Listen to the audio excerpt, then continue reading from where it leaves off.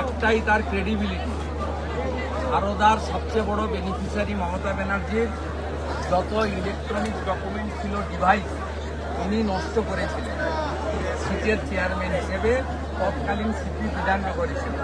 তাই দুর্নীতিগ্রস্ত মুখ্যমন্ত্রী তার জেলে যাওয়া যিনি আটকে ছিলেন প্রমাণ লোপাট করে সেই রাজীব কুমারকে তিনি পুরস্কার দিচ্ছেন।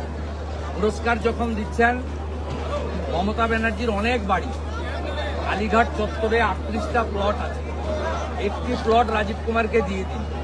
কিন্তু ডিজিপির বাংলো আর ডিজিপির সময় তিনি যে স্যালুট পেয়ে যে মর্যাদায় ছিলেন, সেই মর্যাদাটা দয়া করে তার পুলিশকে দিয়ে দেওয়া হবেন না। এটা অনৈতিক এবং সংবিধান করি। দাদা, মলয় ঘটককে তার দপ্তরের কাজ দেখতে বারণ করা হয়েছে। কিছু জুডিশিয়াল অফিসারকে এদিক ওদিক পোস্টিং, এইসব নিয়ে নাকি তৃণমূলই যুক্ত। দেখুন, সরকারটা কার্যত নেই, মাস দেড়েকের মধ্যে নির্বাচন। এখন কাজ দেখতে বলা না বলা দুই সমান। এগুলো ল্যাম্পপোস্ট মলয় ঘটককে জিজ্ঞেস করুন, বলতে পারবে। আমি ওই মন্ত্রিসভায় কয়েক বছর ছিলাম, আমাকে আর সুব্রত মুখার্জিকে কিছুটা গুরুত্ব দিত, বাকি সবাইকে চাকর বাকর বানিয়ে রাখে। সেই কারণে পশ্চিমবঙ্গে সবাই জানে একটাই পোস্ট, সেটা মমতা ব্যানার্জি। তিনি পিয়ন, তিনি ক্লার্ক, তিনি এমপি, তিনি এমএলএ, তিনি পঞ্চায়েতের প্রধান, তিনি থানার ওসি, তিনি এসপি, আর বাকি সব ল্যাম্পপোস্ট। ল্যাম্পপোস্ট মলয় ঘটকই এই প্রশ্নের উত্তর দিতে পারবে।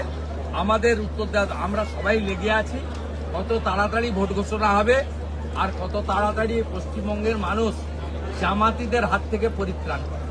এসআইআর নিয়ে মানুষ এখনো হয়রানি হচ্ছে, অনেকে অভিযোগ করছে। কি বলবেন? কোনো হয়রানির কিছু নেই। এসআইআর এ প্রথম দফায় মৃতদের বাদ গেছে, ভুয়া ভোটারের বাদ গেছে। দ্বিতীয় যে 7 লাখ বাদ গেছে, তাতে আনম্যাপিং এ অনেকে বাদ গেছেন, যাদের মধ্যে বাংলাদেশ থেকে 2002 পরে আসা হিন্দুরাও কিছু আছে।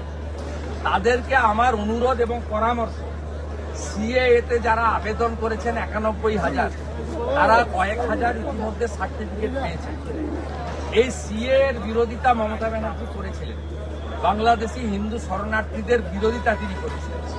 আজকে যারা এখনো সিএএতে আবেদন করেন, নাম বাতিল হয়েছে আনম্যাপ থাকার জন্য, 2002 পরে আপনারা আসার কারণে আপনারা নিশ্চিন্তে সিএএতে আবেদন করুন। মোদিজি আছেন। কোন হিন্দু শরণার্থী ধর্ম বাঁচানোর জন্য, প্রাণ বাঁচানোর জন্য যারা পশ্চিমবঙ্গে এবং ভারতে এসছে, তাদের কেউ কেশাগ্র স্পর্শ করতে পারবে না। আর বাকি যে 60 লক্ষের প্রশ্ন বলছেন, এতে কিছু নাম পদবীর বানান ভুল আছে, সেটা হবে, কিন্তু এর একটা বড় অংশ বাংলাদেশি মুসলিম অনুপ্রবেশকারী। কারো 3টা বউ, 12টা 18টা বাচ্চা, হিসাব দিতে পারছে না। তার বাবাই জানে না তার 7 নম্বর ছেলে কোনটা আর 3 নম্বর বউ কোনটা। এদের নাম থাকবে, পরিষ্কার কান খুলে শুনে রাখা।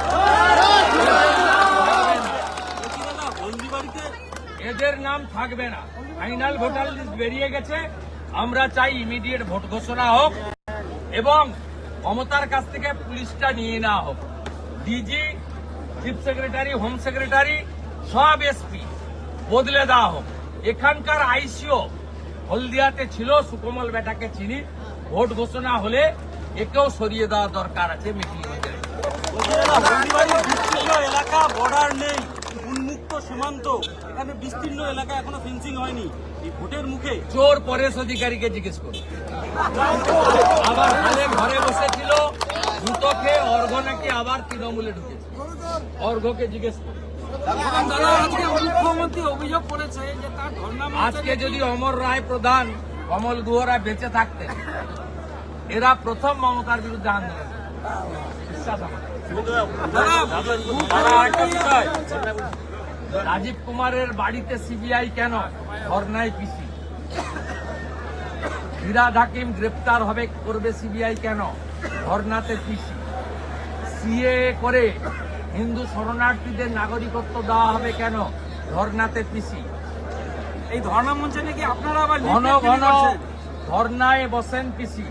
এখন ধর্নায় বসেছেন বাংলাদেশি মুসলিম অনুপ্রবেশকারীদেরকে ভোটার তালিকায় নাম রাখতে হবে, তাই ধর্নাতে পিসি।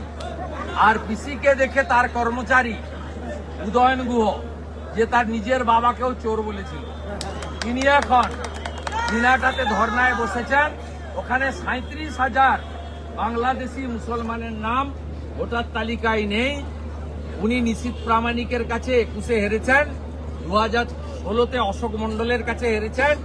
এবারে 1.5 মাস পরে বিজেপির যে দাঁড়াবে, বুথের সভাপতিও যদি দাঁড়ায়, বেটা উদয়ন গুহ অনেক ভোটে হারবে। দাদা, একটা কমিউনিটি